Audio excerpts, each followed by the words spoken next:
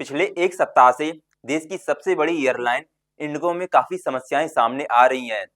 1 दिसंबर से शुरू हुई इस गड़बड़ी में अब तक हजारों फ्लाइट कैंसिल हो चुकी हैं, जिससे आम यात्री लोगों की परेशानियां काफी बढ़ गई हैं।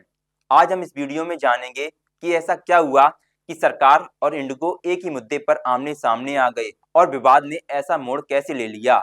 ये कहानी शुरू होती है वहां से जहां आम यात्री की नजर कम हो जाती है। एविएशन नीतियों, सुरक्षा नियमों और यात्रियों की सुविधाओं से जुड़े फाइल प्रिंट से।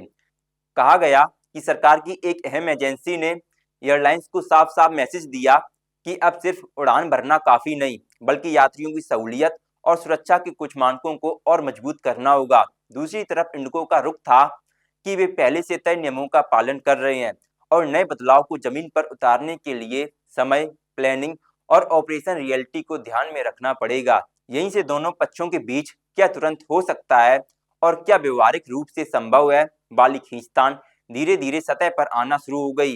सरकारी एजेंसी का स्टैंड साफ था, यात्रियों के हित, सुरक्षा और पारदर्शी पर कोई समझौता नहीं हो सकता। अगर सिस्टम में कोई कमी दिखेगी तो नियम और सख्त होंगे। इधर इंडिगो की तरफ से एक संतुलित बयान सामने आया, हम रेगुलेशन के तहत काम कर रहे हैं, हर सुधार पर बातचीत के लिए तैयार हैं, लेकिन हर बदलाव को लागू करने के लिए हमें वक्त, संसाधन और प्लानिंग नेटवर्क की आज़ादी चाहिए।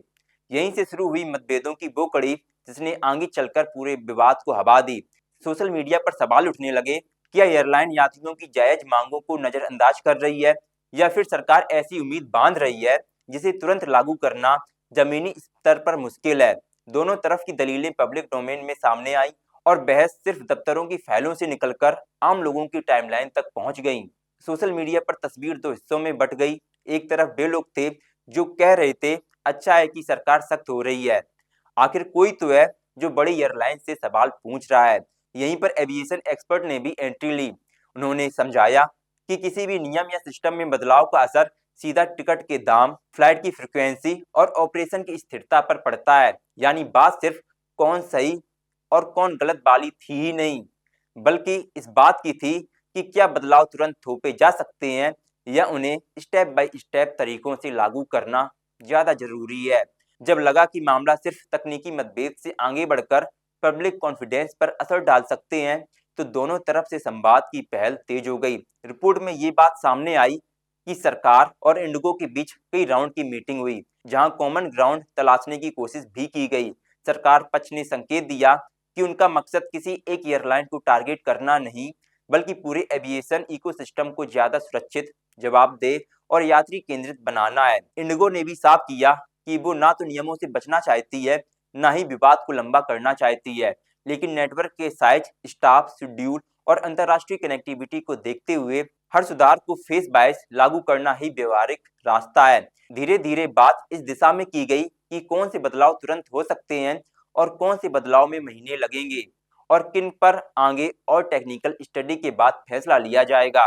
और सबसे अहम सवाल, जब सरकार और इंडिगो जैसे बड़े खिलाड़ी आमने सामने दिखते हैं, तो क्या असली मुद्दा हमारी उड़ान की सुरक्षा और सुविधा है या फिर नैरेटिव की जंग, जहां हर पक्ष अपनी बात सबसे ऊंची आवाज में सुनना चाहता है। शायद आने वाले महीनों में जवाब धीरे धीरे और साफ दिखेंगे, क्योंकि जब सरकार और इंडिगो एक ही मुद्दे पर आमने सामने आई, इसका असली जवाब किसी एक स्टेटमेंट में नहीं, बल्कि पूरे सिस्टम के काम करने के तरीके में छुपा है। आपको क्या लगता है कि इस पूरे मामले में क्या और हो सकता है? अपनी राय को कमेंट बॉक्स में जरूर बताएं। हमारा नाम है प्रेम चतुर्वेदी और आप देख रहे हैं नेक्स्ट जेन ब्रॉडकास्ट। वीडियो देखने के लिए धन्यवाद।